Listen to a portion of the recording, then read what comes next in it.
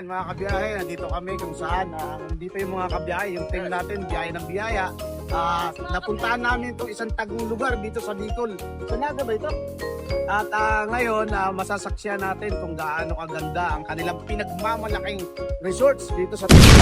Kaya nanyayahan kayo namin, pumunta kayo rito sa Bicol para maligo tayo sa mainit na spring dito. Kaya mga kabiyahe, anong gusto mo sasabihin at nandito na tayo? Sabihin ko lang, let's go! May tinapay dito libre. Kaya, nakita niyo ba yung mga daan na yan? Nakita mo yung daan? Ganun tarik. Pag pumupunta kayo dito, 200 lang. Marating nyo na yan kung gaano katarik na yan. Babayaran nyo na, malulumpo pa kayo. Kaya tara, kapagka tayo. So, para tingnan nyo lang mga kabiyahe. Titingnan nyo lang kung saan sa mapa parting Bicol ang pinuntahan ng kabiyahe ngayon. Kaya bukas kita-kita tayo. Babalik ang kabiyahe rito sa Naga, Bicol para ipag-celebrate natin ang ating kabiyaheng birthday. Maliligo tayo rito sa Naga Resort. Tara!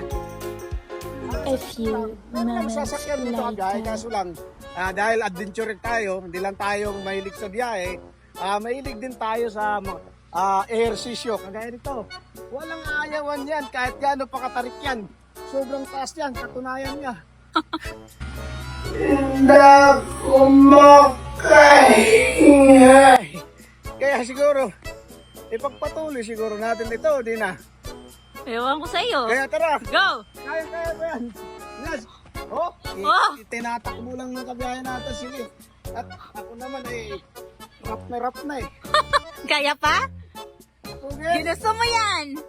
Ano ba ito pinapuntahan natin? Parang hindi tama ito eh. Hindi nga, sa mga kabiyahe. Eto.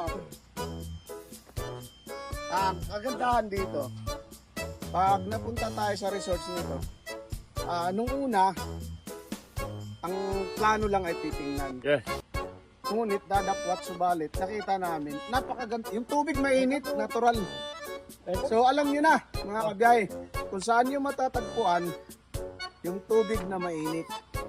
Siguro may nababalitaan na kayo yung mga spring, kung saan lugar natatagpuan. Mainit talaga yung tubig. Kaya napagdesisyonan ng kabiyahe. Babalikan namin yung bukas. Maliligo kami rito. Okay.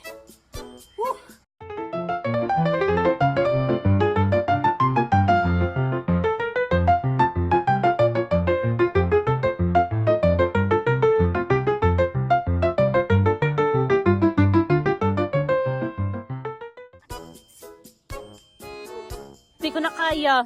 Diskalingado.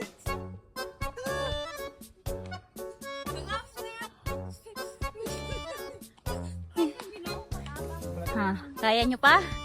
Uulit pa ba kayo?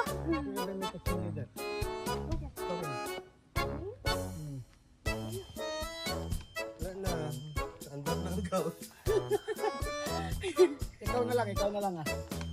Okay, lalakad ako.